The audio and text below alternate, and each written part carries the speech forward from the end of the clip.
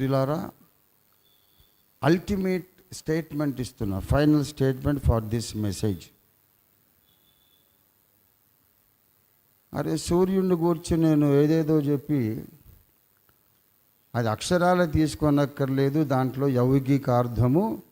యౌగికార్థం తీసుకోవాలని చెప్పానే లేదా?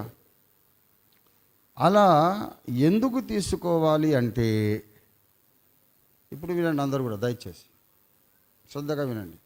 ఎందుకు తీసుకోవాలంటే, సూర్యుడు రథం మీద పరిగెడతాడు అని హిందూ పురాణాలలో ఉన్నది. క్రైస్తవులు అది నాన్ సెన్స్ అండి అనుకొని నవ్వుతున్నారా? మరి బైబిల్లో కూడా ఉంది వాడికి రథం ఉందని. అబ్ క్యా బోలేంగే? 19వ కీర్తనలోనికి రండి దయచేసి. 19వ కీర్తన 4వ వచనం.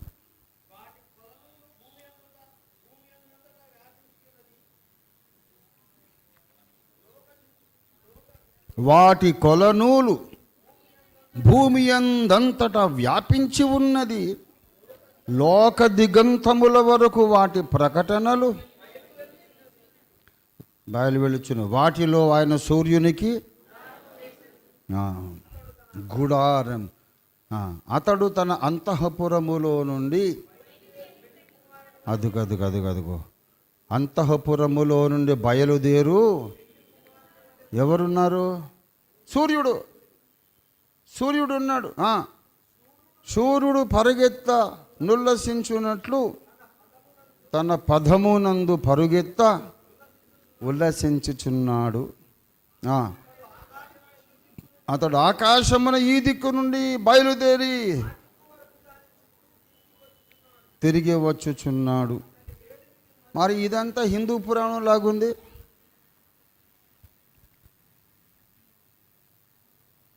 సూర్యుడు రథం మీద తన మార్గంలో పరిగెత్తుచున్నాడనేది, ఇక్కడేమో తన పదమునందు పరుగెత్త నుల్లసించున్నాడు. సైన్స్ ఏం చెబుతుంది? సూర్యుడు ఎక్కడ కదలడు బాబు, ఉన్న చోటే ఉంటాడు, గ్రహాలే తిరుగుతున్నాయి. ఇక్కడేమో భూమి తిరుగుతున్నదని కాదు, సూర్యుడే తిరుగుతున్నాడు. ఆయనకు గుడారం ఉంది. ఆ గుడారంలో నుండి బయలుదేరి యుద్ధ శూరుడు పరిగెత్త నుల్లసించున్నట్లు ఆకాశములో ఈ దిక్కు నుండి ఆ దిక్కు వరకు ఆయన పరిగెడుతున్నాడు. ఎవరి సూర్యుడు? మరి హిందూ పురాణాలు సైంటిఫిక్ కాదు అంటే మరి 19వ కీర్తన సైంటిఫికా? కొంచెం ఆలోచించాలి. రంజితోఫిర్ దుర్బోధకుడు, అరే తిక్కలాడు దుర్బోధకుడు స్పెల్లింగే రాదు నీకు అసలు. బహుత్ కుచ్ సీఖనా హై అభి. అనవసరంగా ఏదో నీకు తెలుసు అనుకొని పండితుడు వై ఫీల్ అయిపోయి విమర్శించి దేవుని ముందు దోషి కావద్దు. మన దేశం ఎంత గొప్పదంటే, చెప్తున్నా వినండి, మన దేశపు పురాణములు ఎంత గొప్పవంటే వాటికి బైబిల్తో సమన్వయం చెప్పటం అత్యవసరమైన ప్రక్రియ. ఎవరు నమ్ముతారు నమ్మరు అది వేరే విషయం. సకల పౌరాణిక గాథలను బైబిల్లోని సత్యాలతో సమన్వయం చెప్పడం అత్యవసరమైన జరగాల్సిన ప్రక్రియ. అప్పుడు 150 కోట్ల మంది, ఇప్పుడు చైనా జనాభా కంటే మనదే ఎక్కువైపోయింది. వీళ్లకు క్రీస్తును మనం చూపించగలుగుతాము. వాళ్ళని క్రిస్టియనైజ్ చేయం, క్రైస్తవులుగా బలమికి మార్చలేం, కానీ ఇంటెలిజెంట్గా కన్విన్సింగ్ వేలో వారు నమ్ములాగున మనము విశ్వసించులాగున ఒప్పించే విధంగా సువార్తనైతే చెప్పగలుగుతాం. దానికి మనకు బహుమానం ఉంటుంది. దేవునికి స్తోత్రం కలుగునుగాక. హల్లెలూయా. బైబిల్లో ఎందుకున్నదంట? ఇక్కడ ఈ సూర్యుడు ఎవరు? మరి ఈ సూర్యుడు ఎవరు? ఆకాశములు దేవుని మహిమను వివరించుచున్నవి, అంతరిక్షం ఆయన చేతి పనిని ప్రచురపరచుచున్నది. పగటికి పగలు బోధ చేయుచున్నది, రాత్రికి రాత్రి జ్ఞానము తెలుపుచున్నది.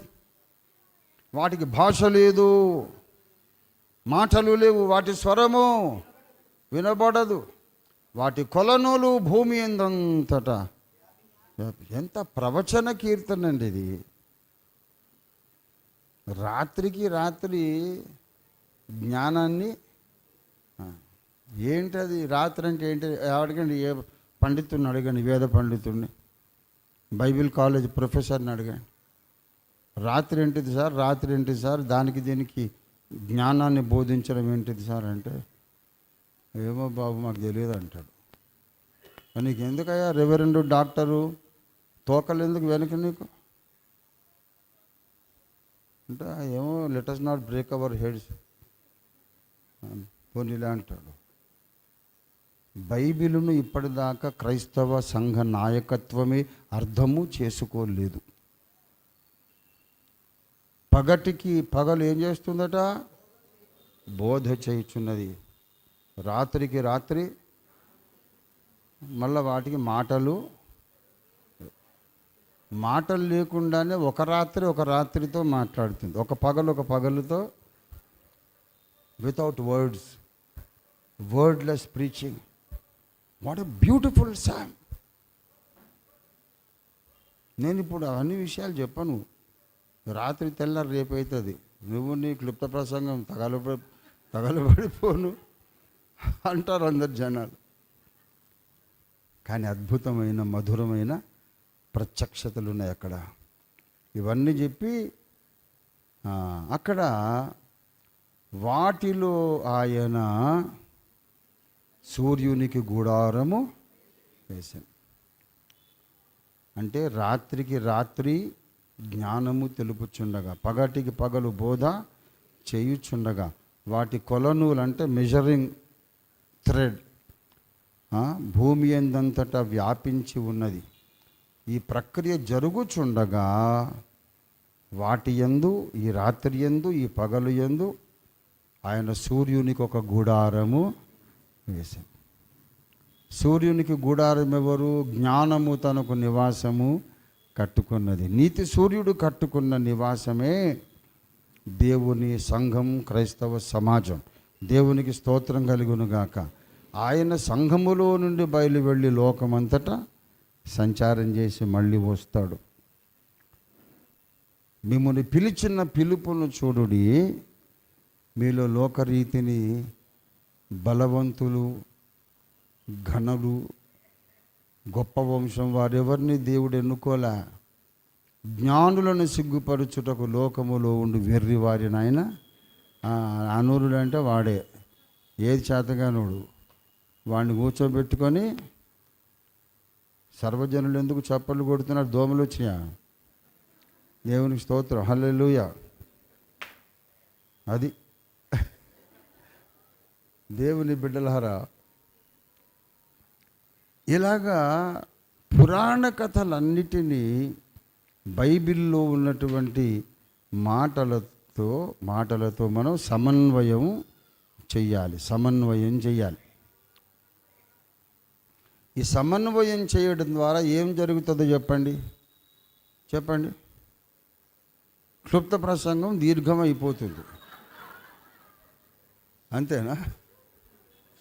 మరి చెప్పరేంటండి, ఏమవుతుంది? యూదులను హెల్లేనీయులను విశ్వసించులాగున మనం సువార్తను సమాజంలోకి తీసుకెళ్ళగలుగుతాం. దేవునికి స్తోత్రం కలుగునుగాక.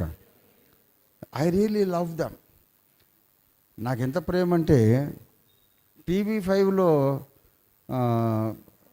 ఈ హైందవ క్రైస్తవం గురించి చర్చ పెట్టినప్పుడు చిన్నజీరి స్వామి గారు, పరిపూర్ణానంద స్వామి గారు, ఇంకా చాలామంది న్యాయ నిర్ణేతలు అందరూ వచ్చారు. వాళ్ళ వైపు నాకు చెప్పారు, మీ వైపున జడ్జిలను తెచ్చుకోండి అని చెప్పారు. నేను అన్నాను, మీకన్నా నాకు న్యాయం ఎవరు చేస్తారండి? పీఠాధిపతులు ఉన్నారు. మీ మంచితనం మీద, మీ న్యాయ నిర్ణయం మీద నాకు నమ్మకం ఉంది. నేను ఇంకొకరిని తెచ్చి మిమ్మల్ని అవమానించను. మీరే నాకు న్యాయం చెప్పండి. మీరే నా పక్షంగా కూడా జడ్జెస్. నా వైపు నుంచి వాదించడానికి కానీ న్యాయ నిర్ణయాన్ని కానీ ఎవరిని తెచ్చుకోను. మీ నిర్ణయానికే నేను కట్టుబడి ఉంటాను. ఐ రెస్పెక్ట్ యూ అని చెప్పారు. ఆశ్చర్యపోయారు వాళ్ళు. పోనీ న్యాయం మేము చెప్తాంలేండి, కానీ వాదించడానికి మీ దగ్గర ఎవరైనా ఉంటే తీసుకురమ్మన్నారు. అంటే వద్దులేండి, ఇంకెవరొద్దు, నేను చాలు అన్నా. ఎందుకు అంటే మా దగ్గర అంత సీన్ ఉన్నోడు ఎవడు లేడండి. ఇప్పుడు నేనే చెప్పలేని ప్రశ్నకు ఓఫీర్ చెప్పలేదు కనుక నేను చెప్తా, వచ్చినోడు ఎవడు లేడు అక్కడ. వాళ్ళు బైబిల్ సరిగ్గా చదవలేదు, పురాణాలు అసలే చదవలేదు, ఏం మాట్లాడతారు? అయినా మీ అందరిని ఎదుర్కోవడానికి నేను ఒకరిని జాలి అని చెప్పి, అంటే మా దగ్గర అంత సీన్ లేదు, ఇక్కడ కూడా అంత సీన్ లేదులే అని. పెద్దలైతే ఉన్నారు, న్యాయమూర్తులు ఉన్నారు, వేద పండితులు ఉన్నారు. సార్ మీరే నాకు కూడా న్యాయ నిర్ణేతలు అని. అంటే అంత ప్రేమించి అంత అభిమానిస్తాను నేను వారిని. అస్పృశ్యులమని మమ్మల్ని అంటారండి మీరు, కానీ మీకు అభ్యంతరం లేకపోతే మీకు పాదాభివందనం చేయడానికి కూడా నేను సిద్ధం అని చెప్పాను అక్కడ. I really love them. నిజంగా నా తమ్ముడు, నా కొడుకు, మా నాన్నగారిని ప్రేమించినట్టు వాళ్ళని ప్రేమిస్తాను. ప్రేమించి సువార్త చెప్పినప్పుడు సమన్వయం చేయాలనిపిస్తుంది. ప్రేమ లేకుండా సువార్త చెప్పినప్పుడు వాళ్ళని కెలకాలి, బాధ పెట్టాలి, ఎగతాళి చేయాలనిపిస్తుంది. That is the difference. ప్రేమ కలిగి సత్యము చెప్పుచు మనం అన్ని విషయాల్లో క్రీస్తులాగా ఉండటానికి ఎదుగుదామన్నాడు పౌలు. ఆ ప్రయత్నంలో ఉన్నటువంటి ఈ భూమి మీద ఏకైక సంస్థ ఓఫీర్ మినిస్ట్రీస్ ఇంటర్నేషనల్. మనమంటే ఇష్టం లేదంటే వాడి కర్మ, నేనేం చేస్తాను బాబు? అసలు నీకు అసలు కాన్సెప్టే తెలియదు. ఏం చేస్తున్నాము, ఎందుకు చేస్తున్నాము ఏమి తెలియనోడు కూడా ఈ రోజుల్లో ప్రతివాడు తెల్లంగి వేసుకున్నోడల్లా బోధకుడే. వాడికి ఏది సరిగ్గా తెలియదు. అడగండి 19వ కీర్తనలో ఏంటి, రాత్రికి రాత్రి పగలు ఏంటి చెప్పానండి అంటే చెప్పడు. నువ్వెట్లా బోధకుడు అయ్యా? తెలిసినోడు చెప్పినప్పుడైనా వినాలి కదా.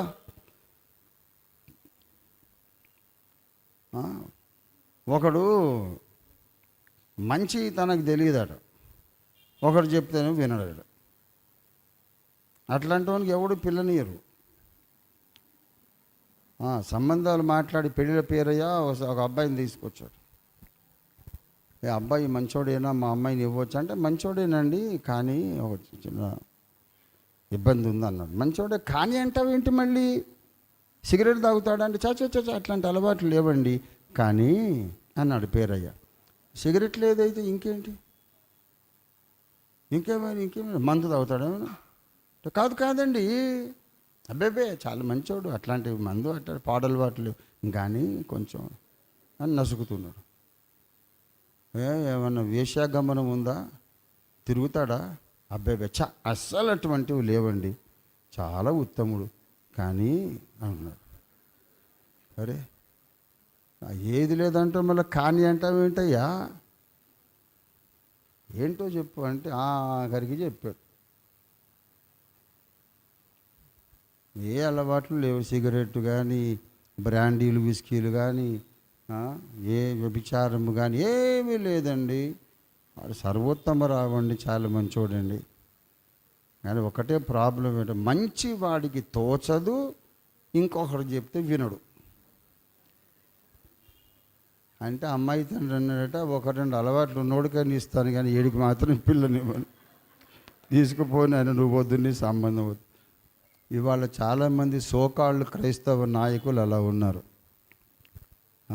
చాలా సర్వోత్తమరావులం అనుకుంటున్నారు కానీ ప్రేమ కలిగి సత్యం చెబుదామనే కాన్సెప్టే అర్థం కాకుండా వాళ్ళు ఉన్నారు.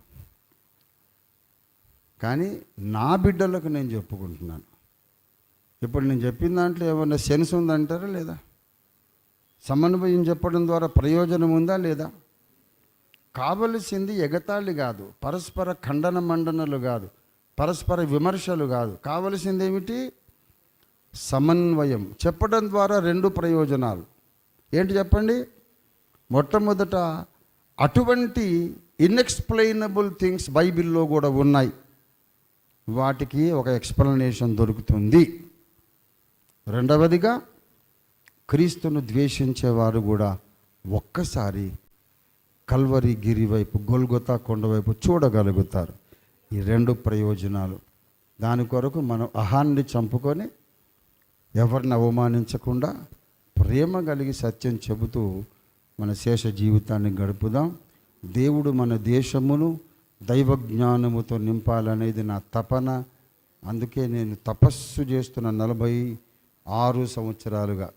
అందరూ క్రిస్టియన్స్ కావాలని కాదు, అందరికీ ఈ 2 గ్రంథాల సమన్వయంలో ఉన్నటువంటి అద్భుతమైన అఖండ జ్ఞానజ్యోతి కనబడాలి అని నేను ప్రార్థన చేస్తున్నాను. రండి ప్రార్థన చేసుకుందాం. మీరు కూడా సాధన చేయండి. How to preach the gospel, సువార్త చెప్పే విధానం ఎలా ఉండాలో అందరం సాధన చేద్దాం. మన దేశాన్ని సత్యంతో నింపుదాం. రండి ప్రియులారా. Let us pray and close the worship service.